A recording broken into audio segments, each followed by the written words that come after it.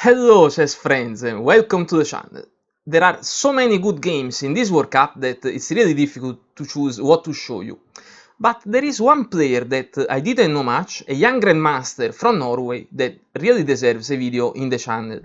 I'm talking about Christiansen, 21 years old with an elo 2558 that with the black pieces already won game 1 against Wojtaszek. The game that we are going to watch is game 2 that was played today, where Wojtaszek, one of the best players in the world with the black pieces, must go all in and try to win the game to equalize. So, let's get started. Christiansen opens with d4 and Wojtaszek answers with the Sicilian Defense c5. Knight to f3, d6, d4, c captures on d4 and the knight recaptures on d4. Knight to f6, knight to c3 defending the pawn, and with a6 we are in the Najdorf. So here Christiansen continues with the main line bishop to g5, one of the most analyzed lines in chess history. What to say about this bishop to g5 line in the Najdorf? That white, with an aggressive setup, will try to pressure or will pressure the center of the board with the constant threat of a well-played e5 push to open this position. So after bishop to g5, e6 with the knight that then is protected by the queen is the main continuation. Wojtaszek continues with knight in b goes to d7, still protecting the knight. This is the second most played move. Here comes queen to e2. So what is the idea? The idea is to castle long as soon as possible with the queen that now is putting even more pressure here on the e5. So here comes h6, hitting the bishop, bishop back to h4.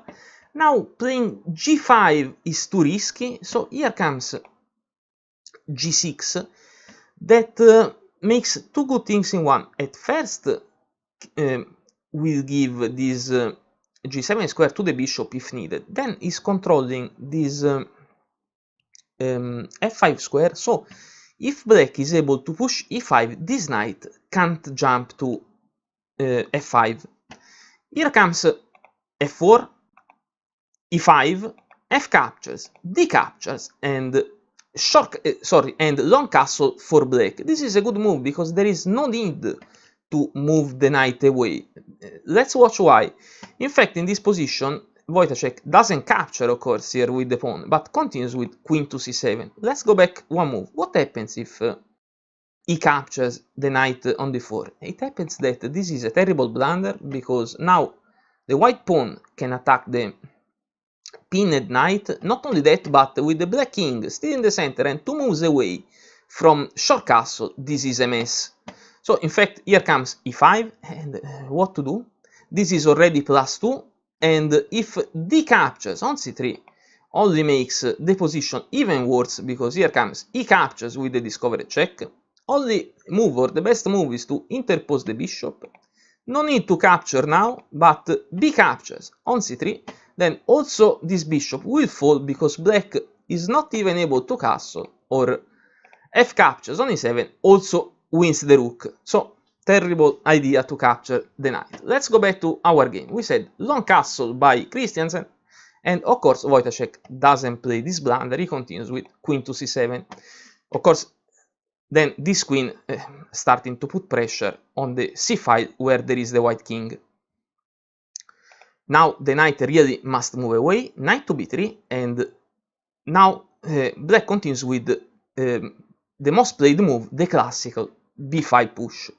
So, believe it or not, this is one of the critical moments of the game because white must choose how to continue. So, what to play as white? Queen to f3 is a sensible move that will add pressure against f6 and also will clear the way for the left square bishop to move to e2 or also d3 connecting the rooks. Let's explore a bit this idea because this is exactly or probably what Wojtaszek was expecting. In fact, he played the same position as black in 2013, winning a long game against the strong grandmaster Kurnus of 2650. So let's explore a bit this queen to f3 idea. So how to continue now? Bishop to g7 seems the best idea. Now bishop to d3 or bishop to d2, sorry, or bishop to e2, short castle for black, and the game is almost equal. So white, of course, will try after playing king to b1, will try g4 because white must push on the king side, and black will continue here on the queen side. But even if Stockfish thinks that the game is almost equal and white still retains a bit of the initial advantage, I have only 4 games in database, 3 victories for the black player and just 1 draw. So it seems that probably in practice is more difficult to play as white. But going back to our game, after b5, Christiansen doesn't play queen to f3, he has a completely different idea. Let's watch what happens. Rook captures on d7, now giving away the exchange. This is not a new idea because I have 25 games in database with this position. But in this line, white scores much better. So after rook captures on d7, also attacking the queen, of course, but now black must capture this rook. How to capture? Black is forced to capture with the knight that is still under attack from the bishop. So knight captures on d7, here comes the knight jump, the central knight jump, beautiful position for the knight attacking the queen. This bishop is blocked, and this is what white gains from this quality exchange. Queen to b8, knight to a5, and now there are so many threats that black must pay attention to.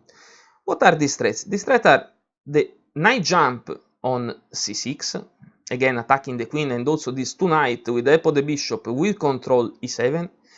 Other 2 ideas are queen to d8, indirectly attacking, queen to d3, indirectly attacking d8, that with the help of the bishop is a checkmating ideas, or also queen to f3, that will add a new control on this important f6 square.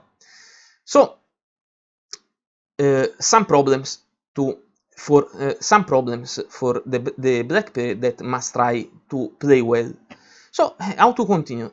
Bishop to g7, bishop to b7 are the most logical move, because even if this knight will change on the bishop, is not so terrible for white, because this bishop will be and is very difficult to develop well.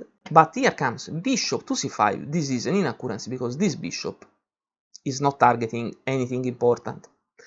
So here comes queen to d2, similar idea to what we talked about before. The queen is also indirectly attacking d8 with the checkmate idea, and is preventing black from short castle, because if short castle now, the queen will capture on h6, and this is a disaster. So what to play now? g5, this is a novelty because bishop to b7 was played. g5 also is a good move. The bishop moves back to g3. Here comes queen to d6, indirectly attacking, watching the queen. Bishop finally to e2, and short castle for black. Best move.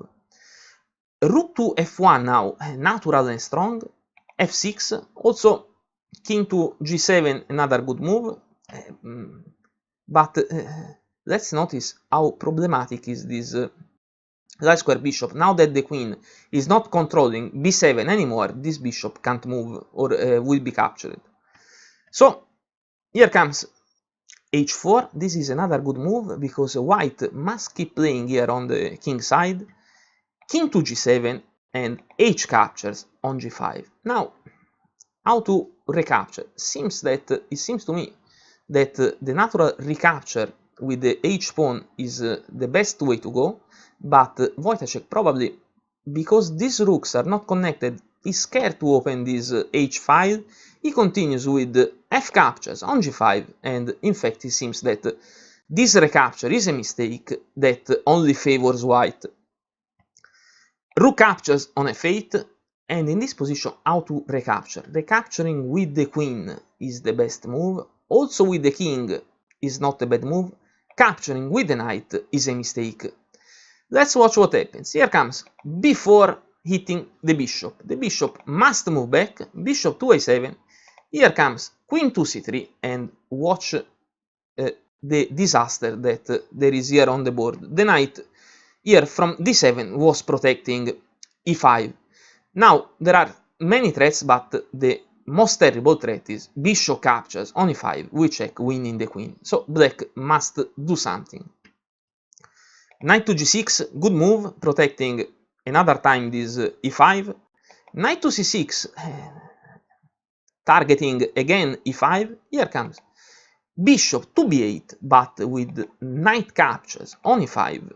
Christiansen takes the lead. Black, of course, must capture this knight, because if this knight moves away, not only there is the discovery check, but also the queen is under attack and will be lost.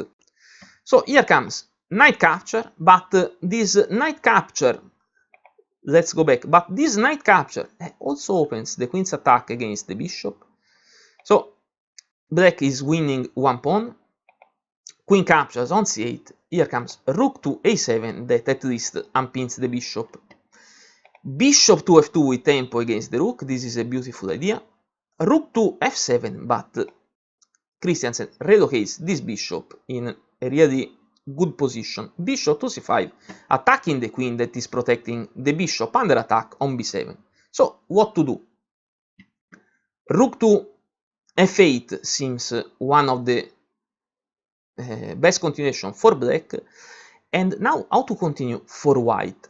Let's remember that Christiansen already won game 1, so queen captures on f8 we check, not what he played, but this continuation is already enough, because after king captures, bishop captures, this position with white a pawn up is already enough to win the game, or at least to draw it, and Christiansen will win the match. But he doesn't play like that. Let's go back to our game. After rook to f8, he continues with with queen to b7 we check. Rook to f7. Queen to c8 now, and this queen again is under attack. Again rook to f8, but now the queen is free to move back to h3. Now this queen must move away, and also the exchange is back.